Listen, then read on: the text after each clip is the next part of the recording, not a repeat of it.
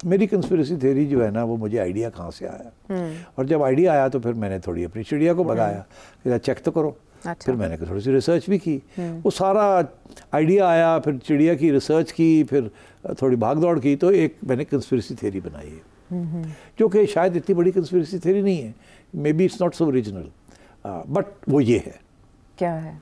वो ये कि सबको पता है कि इज़राइल की बहुत बड़ी इन्वेस्टमेंट है इंडिया में। Indian arm forces and Israeli arm forces are like this. Drones जो इंडिया इस्तेमाल कर रहा है कम फ्रॉम इज़राइल। यहाँ तक खबरें हैं कि इजरायलीज़ के लिए एक छोटी जगह कश्मीर के अंदर भी टूरिस्ट स्पॉट बनाया गया है।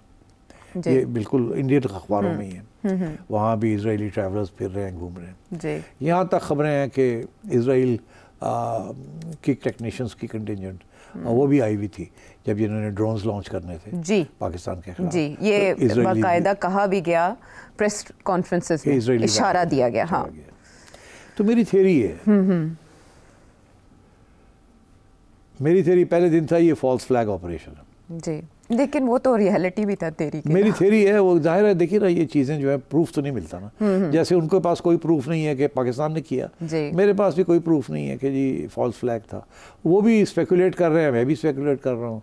वो कहते हैं जी कि पाकिस्तान की ट्रैक रिकॉर्ड ही है कि ये करते रहे, इसलिए ये भी किया होगा। अच्छा। मैं कहता हूँ आपका भी कोई ट्रैक रिकॉर्ड बुरा नहीं है, आपने भी 3-4 फॉल्स फ्लैग्स किए, समझौता एक्सप्रेस भी किया आपने, और वो शशि सिंहपुरा भी किया आपने, जिसके ऊपर एविडेंस है सब जगह, और शायद एक आध और भी किए, और फिर ये तो व्हाट्स